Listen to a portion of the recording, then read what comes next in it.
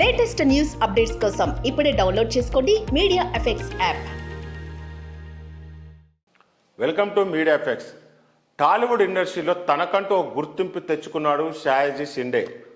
ఎన్నో చిత్రాల్లో విలన్ పాత్రలు, సహాయ నటుడుగా కనిపించి మెప్పించాడు. చాలా కాలంగా తెలుగు సినిమాలకు దూరంగా ఉంటున్న షాయాజీ షిండే నిన్న అనారోగ్య సమస్యలతో ఆసుపత్రిలో చేరినట్టు తెలుస్తుంది. గురువారం ఛాతీలో నొప్పి రావడంతో వెంటనే ఆయనను ఆసుపత్రిలో చేర్పించారు. కొన్ని పరీక్షలు చేసిన వైద్యులు ఆయన గుండెలో మెయిన్ బ్లాక్ ఉన్నట్టు గుర్తించారు. వెంటనే యాంజియోప్లాస్ట్ చేసినట్టు తెలుస్తుంది. ప్రస్తుతం షాయాజీ షిండే ఆరోగ్య పరిస్థితి నిలకడగా ఉన్నట్టు వైద్యులు తెలిపారు.